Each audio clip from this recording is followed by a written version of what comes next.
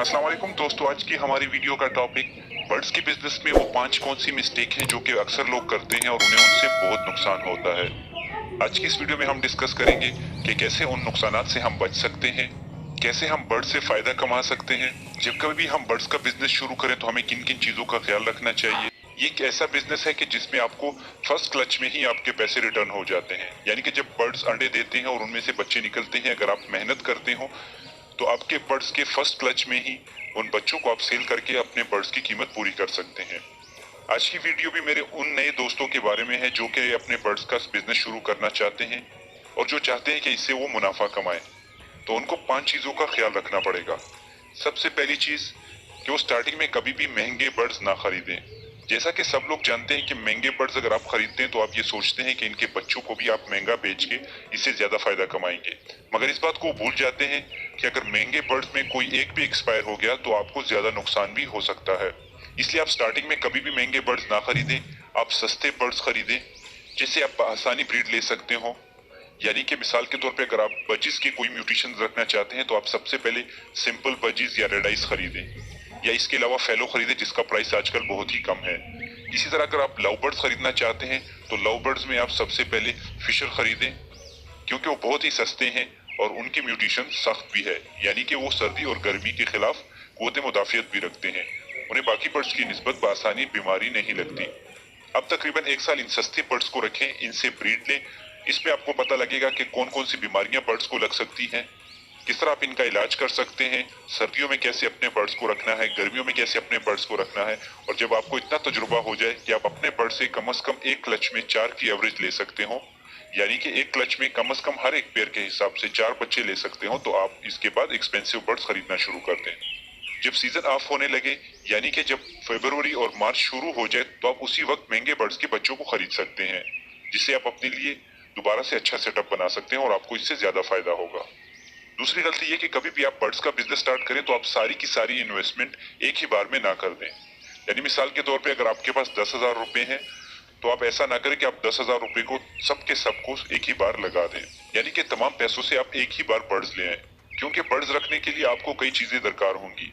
मिसाल के तौर पे अगर आपके पास 10,000 रुपए हैं और आप 10,000 रुपए का केज और बर्ड्स ले आते हैं तो बाद में आप क्या करेंगे, क्योंकि बाद में बर्ड्स को सीड, उसके अलावा मेडिसन, मल्टीविटामिन, सॉफ्ट फूड, सब्जियां और मुख्तलिफ किस्म की चीजें दरकार होती हैं, जिसकी आपको रेगुलर बेसिस पे जरूरत पड़ती रहती है।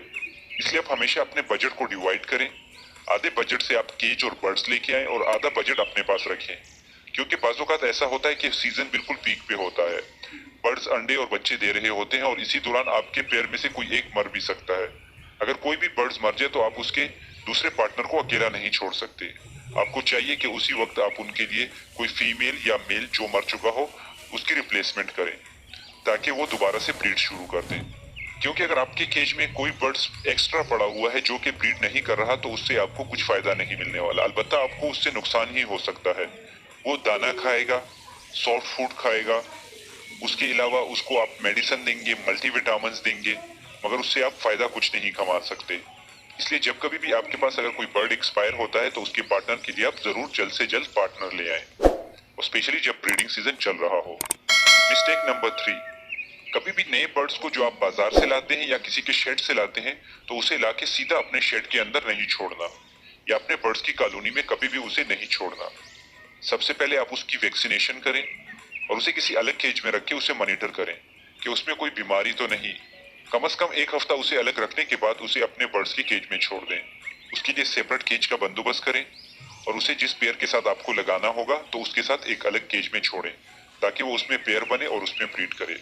क्योंकि जब कभी भी आप बर्ड्स कहीं बाहर से लेके आते हैं और उसे सीधा अपने केज में छोड़ते हैं, अगर उसके साथ कोई भी बीमारी या कोई वायरस हो तो वो आपके बर्ड्स को भी इफेक्टेड हो सकता है और उससे आपके अपने बर्ड्स भी मर सकते हैं। इसलिए नए बर्ड्स को कभी भी अपने बर्ड्स के साथ नहीं छोड़ना चाहिए। चौथी गलती, कभी भी ब्रीडिंग सीजन के दौरान आप बर्ड्स लाके अपने बर्ड्स की कॉलोनी में ना छोड़ें, क्योंकि जब कभी भी आप कोई नया पेयर लेके आते हैं और अपने बर्ड्स की कॉलोनी में छोड़ते हैं तो आपके पुराने बर्ड्स उसे मारना शुरू कर देते हैं, या फिर नए बर्ड्स आपके पुराने बर्ड्स के साथ लड़ते हैं, जिसकी वजह से आपको बहुत नुकसान हो सकता है। इससे बर्ड स्ट्रेस में आ सकते हैं, अपने अंडों को गिरा सकते हैं या फिर दूसरे बर्ड्स उनके अंडों को गिरा सकते हैं। बाजूकात बच्चों को भी गिरा देते हैं, या बाजूकात ऐसा होता है कि इन लड़ाइयों में उनके बच्चे भी मारे जाते हैं।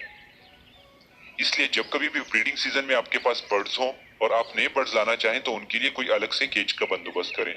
हाँ, अलबत्ता अगर आप कोई दूसरा बर्ड इंट्रोड्यूस करवाना चाहते हैं तो आप ऑफ सीजन में, जिस वक्त आपने मटकियां और बॉक्सेस हटाए होते हैं, तो आप अपने बर्ड्स की कॉलोनी में नए बर्ड्स को लाके छोड़ सकते हैं। क्योंकि लड़ाइयों की मेन वजह बॉक्सेस और मटकियों के चूज करने पे होती है। अगर मटकियां और बॉक्सेस नहीं लगे होते तो आपके बर्ड्स इतने लड़ते भी नहीं है। पांचवी गलती, सब्र से काम ना लेना। बाज नए शायकीन ये करते हैं कि जब वो बर्ड्स लेके आते हैं, अपने केज में रखते हैं, तो ये सोचते हैं कि उनके बर्ड्स जल्द से जल्द ब्रीड करेंगे।